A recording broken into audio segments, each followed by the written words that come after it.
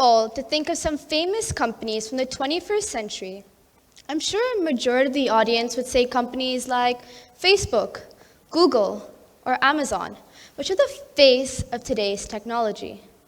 But suppose I asked you this question 20 years ago. Wouldn't there be another company on this list? A company that revolutionized the smartphone market that we know today. A hint? Any guesses? It's Blackberry. They took over the world by storm, revolutionizing in business security, sleek device used by millions, and all of a sudden they're irrelevant? Blackberry dominated the smartphone market. They were honestly doing amazing, but where is it now? What happened? I don't even need to tell you what happened. It's such an iconic story that everybody knows it. While every other firm in the field was so focused on breaking the mold and pushing the industry forward, Blackberry failed to unlearn its outdated strategies and adapt to the fast-moving market. Now, let's imagine this. Your mind is a library filled with infinite shelves of knowledge, memories, and habits. Each memory, each habit is a book stacked high across your library. Each book represents a lesson learned or an experience gained. But now think of this. How often do we pause to dust off the shelves in our mind, reread some books perhaps, or even remove those that are no longer useful to us? Today, I, Katlynn Dsouza, stand here not as a speaker, but as a librarian of the mind, here to talk about the power of unlearning.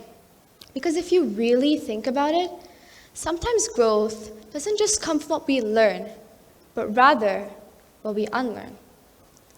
Now, most people think of learning as adding knowledge or skills. Like when you learn y equals mx plus c, for example, you have a new fact in your mind that didn't exist before.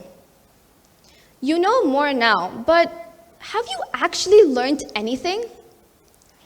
See, unlearning isn't just about forgetting or abandoning what we know, but making sure that what we know is not only correct, but relevant. Realizing that what we know is just a fraction of what we are yet to learn. Now, before I lecture you on the value of unlearning and how it can benefit you, let me tell you a story from my own life and how I used it without even realizing. So, have you ever felt like you were in a rut, even with something that you loved? That was me with the violin. See, with the violin, there's always something to improve on. And I've been playing it for around 11 years now.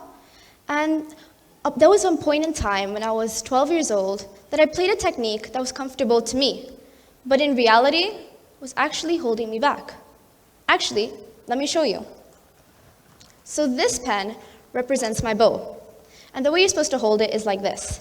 And you're supposed to play like this. What this does, it ensures that you are able to do other techniques, helps with sound, and so much more. But me, being the genius I am, held it like this and played it like this. Kind of ugly, right? So unlearning this felt somewhat like I was starting from scratch. It was honestly one of the most frustrating processes possible. But after a year and a half of disciplined hard work, guess what?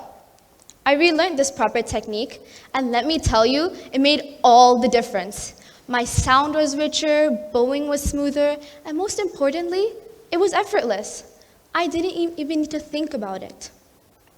From what I learned from this was that sometimes letting go of what was familiar was truly the only way forward. Now, why exactly do we need to unlearn? I get it. It feels somewhat wrong, right? After all, we're always longing for new information. It takes so long and so hard to learn it. Why on earth would we want to unlearn that? But think of our ancestors throughout history who dared to challenge what was known, who refused to accept the limitations imposed on them and break free the old rules that were holding them back.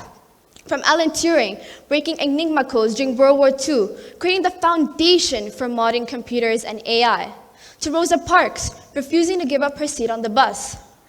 Every attempt of confrontation was actually an act of unlearning, a rejection of the old in favor of the new. Now, how exactly do we unlearn? The first step is something I like to call the mirror. Not just because it shows you exactly what you are, but makes you hyper aware of what you need to unlearn, whether it be a bad habit like procrastination or even just biting your nails. You need to realize what you need to unlearn, why you should do it, and how it can benefit you. With this in mind, you can use it as a reason to keep going to be your better self. Another essential quality is the capacity to question everything. You need to learn to be curious and see where it takes you. Constantly ask yourself why you believe certain things or why you do certain things a certain way. By questioning everything, you not only realize what you need to work on, but the root cause of your problem as well. Now, one thing you'll have to ditch in the pursuit of a spotless mental library is your love for the comfort zone. Confucius himself said, "A scholar who cherishes a love of comfort is not deemed to be a scholar." And only by being a little bit uncertain can you actually develop into something more. The best thing you can truly do is welcome criticism with open arms.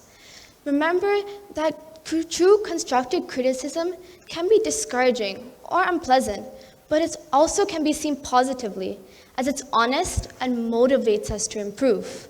Make sure that the feedback that you get isn't purely positive, and actively ask others on how your work could be improved. Lastly, I'm sure you've heard this advice a million times, and that's because it's a million times more effective than just giving up, and that's to be patient and persistent. Remember, results won't just come overnight. It takes time and effort. Recognize that unlearning can be difficult, and it's okay to run into small challenges or mistakes. You need to celebrate every small victory, and I'm telling you, it will surely benefit you in the long run. Now, we might think the most useful kind of library is the one with the most books, right?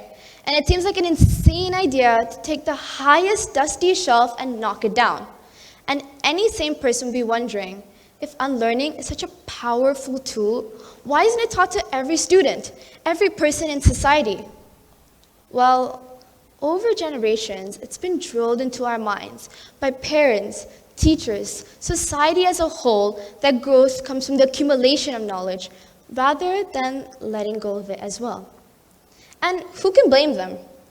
But I ask you this. What use are all those books, all those lessons, if you don't know how to use them?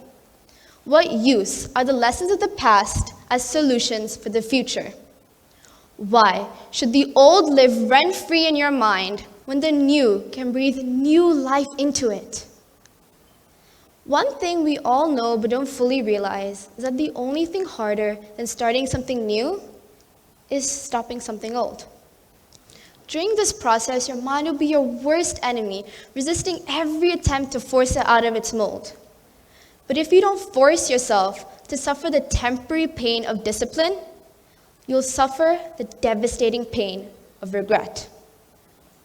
Pushing through means you'll have a great tool at your disposal. Be the master of your mind, able to let go and tap into every last brain cell. So are you ready to unlearn and be the real librarian of your mind?